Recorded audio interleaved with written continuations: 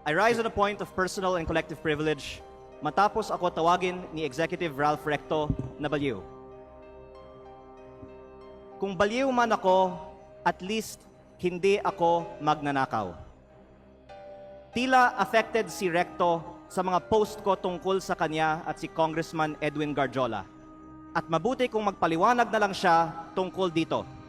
May kinakalat din siya sa social media na ako daw ay may utang sa DOE na 24 billion pesos. Ito po ay walang basihan at inimbento lamang upang tangkang pahinain ang mga binubunyag ko tungkol sa korupsyon sa ating gobyerno. At mas marami pa ang aking sasabihin sa ibang pagkakataon.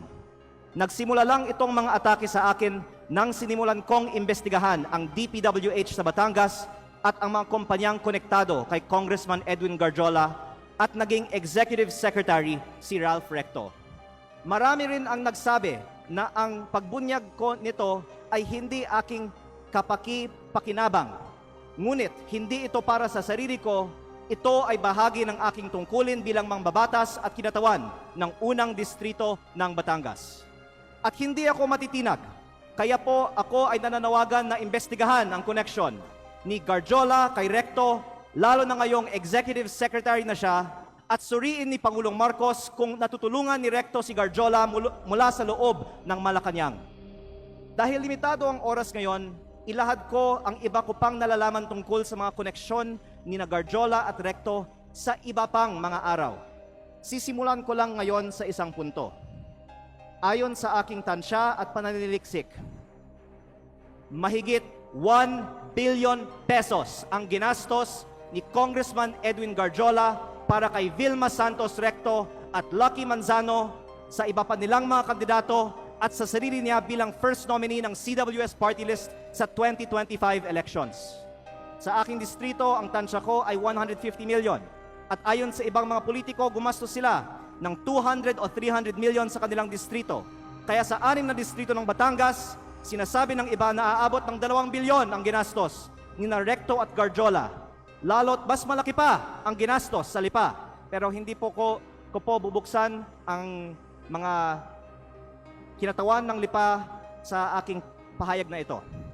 Pero sabihin na lang natin na 1 billion pesos ang ginastos ni Recto at Garjola sa 2025 elections. Noong April 16, 2025 naman, inimbita ako ni Congressman Garjola na mag-dinner sa kanyang bahay sa Punta Fuego na Sugbo sa aking distrito kasama si Secretary Recto na makikita sa mga picture na ibinahagi ko sa Facebook para hingin aking tulong para kay Vilma at Lucky. Pagkatapos, umikot ako kasama si Cong Garjola at mga tauhan ng mga Recto sa iba't ibang bayan ng aking distrito upang i-endorse ko ang V-Lucky sa mga leaders ko. Pagkatapos ng mga meeting, nakatanggap ako ng reports na may ibinigay umano na cash para ikampanya si Vilma at Lucky na galing raw kay Congressman Garjola.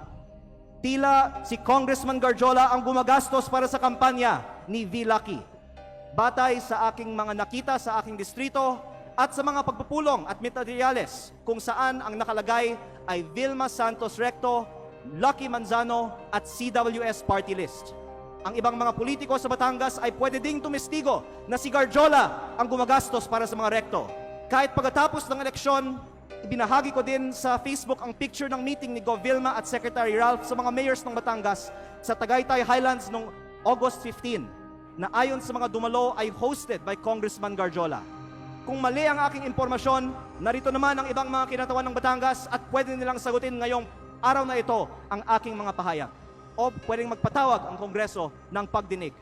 At kung totoo na 1 billion pesos o mahigit pa ang ginastos ni Congressman Garjola para sa mga Recto sa nakaraang kampanya, ang susunod na tanong ay, bakit si Garjola gumastos ng mahigit 1 billion piso para sa mga Recto? Ito ba ay pagkakaibigan lang o may ginagawa ba si Ralph Recto as Cabinet Secretary of the Republic of the Philippines para makapaggastos ng ganito si Garjola? Sa aming dinner noong April 16, inalok ako ni Congressman Garjola na mag-partner sa kanya at kay Secretary Recto sa pagnenegosyo sa DPWH sa aking distrito. Sa sistema raw na ginagawa nila noon pa sa Lipa at sa ibang mga bayan. Tukuyin ang mga lugar para sa mga road opening ng DPWH. Sabihan ko daw sila pag meron akong mga nakita para makasama sila sa bilihan ng lupa. Kayang tumulong daw sa pagpondo ng mga proyekto ng DPWH si Secretary Recto dahil siya ay nasa kabinete at si Kong Garjola din ay malakas daw sa DPWH at maaaring siya na ang bahala sa kontraktor. Sa ibang pagkakataon, ipinagmamalaki din sa akin mismo ni Secretary Recto na bago niya pinopondohan sa DPWH ang mga bypass roads sa Lipa, kinokondisyon pa niya sa mga may-ari ng lupang dadaanan na magbigay sa kanya ng parte ng lupa sa mababang presyo. At iba't ibang mga tao ay nagkwento din sa akin na gawain ni Recto ito. Kung lehitimo man ito, mabuti at maging transparent si Secretary Recto sa kanyang yaman. At kung ang ginagastos ni Kong Garjola para sa kampanya nila ay may kaugnayan sa pagiging kontraktor ni Garjola sa Batangas. At sa halip na tumigil ang mga ito matapos pumutok ang flood control investigations, mayroon bagong regional director, ang DPWH 4A na si Carolina Pastrana na dating Batangas 3rd District Engineer, ang distrito ni Congressman Garjola sa mataas na Kahoy, Batangas, na sinabi ay pinili ni Recto dahil siya ngayon ay Executive Secretary na may hawak ng appointments sa Malacanang. Siguro naman hindi ito alam ni Pangulong Marcos, kaya inilalahad ko din ito ngayon sa Kongreso para makita ng lahat ang koneksyon ni Recto at ni Garjola at ang epekto nito para sa buong bansa. Tatalakayin ko pa sa ibang pagkakataon ang mga anomalya sa DPWH sa Batangas. Nalulungkot ako para kay Secretary Recto at Governor Vilma Santos dahil matagal na silang nasa politika na may mga pangalang inaalagaan. At ngayon pa lalabas ang mga isyong ito. Pero mas nalulungkot ako para sa Batangas at sa ating bayan dahil sa mga ginagawa ng mga pinakamataas na opisyal gamit ang pera ng bayan. Lalo kung hindi man lang tutugunan ang mga aligasyong ito at kung hindi inaaprubahan ang pagbaba ng VAT at mga buwis sa langis o ibinibigay ang ayuda para sa lahat na nabanggit ko na sa mga nakaraang pagkakataon. Kung hindi totoo ang mga sinasabi ko ngayon, hindi dapat tahimik si Secretary Recto at Governor Vilma tungkol sa umano'y korupsyon sa DPWH sa Batangas at ang mga aligasyon kay Kong Garjola na tinawagan ng ICI na binuo ng gobyernong ito bilang isa sa mga pinakamalaking kontraktor ng DPWH sa Kongreso. Mabuti kung ipaliwanag nila kung totoo bang malaki ang ginastos ni Garjola para sa kanilang kampanya at ano ang kapalit at kung si Garjola ay kaibigan lang ba o funder din. At kung hindi sasagutin ni Secretary Recto ang mga aligasyong ito, hinahamon ko si Yusek Claire Castro sa susunod niyang press briefing na sagutin kung tama ba na may ganitong aligasyon kay Executive Secretary Recto, bakit hindi pa sinasalang si Secretary Recto sa Commission on Appointments at kung ayaw din ba nilang buksan ang mga detalye ng 2 kasong plunder ni E.S. Recto sa Ombudsman.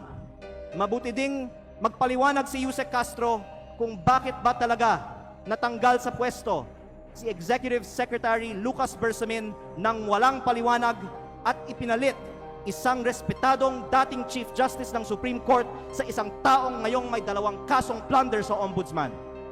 Panghuli, hindi lingid sa atin na binomba ang kotse ni dating Batangas Governor Armand Sanchez. Mapanganib ang politika sa Batangas kapag malaking tao ang inyong binabangga. Kaya kung ito man ang aking huling pagkakataon, nais kong dagdagan, hindi lang DPWH ang posibleng pagkukunan ng pondo ni Recto at Garjola. Dahil ayon sa mga politiko sa iba't ibang mga bayan ng Batangas, ang nasa likod ng STL operator ng Batangas, Refresh Gaming, ay si Recto at Garjola, na ang isang humaharap para sa kanila ay si San Juan Vice Mayor Anthony Marasigan, kahit na iba ang mga tao sa GIS ng kumpanya. Habang nasa kabinete ng Republika ng Pilipinas si Secretary Recto, mayroon bookies o second table ang refresh sa kanyang sariling lalawigan. Kaya nananawagan din ako sa Kongreso na imbestigahan ang operations ng Refresh Gaming Corporation sa Batangas. Ang mga politiko sa Batangas ay maaaring tumestigo na dahil si Governor Vilma Santos ay nasa Kapitolyo, si Executive Secretary Ralph Recto sa Malacanang, at suportado sila ni Congressman Garjola, kompleto ang makinarya para gawing negosyo ang Batangas. Kaya baka hindi lang 1 bilyon ang nagastos na ni Garjola para sa mga rekto. Maraming salamat po.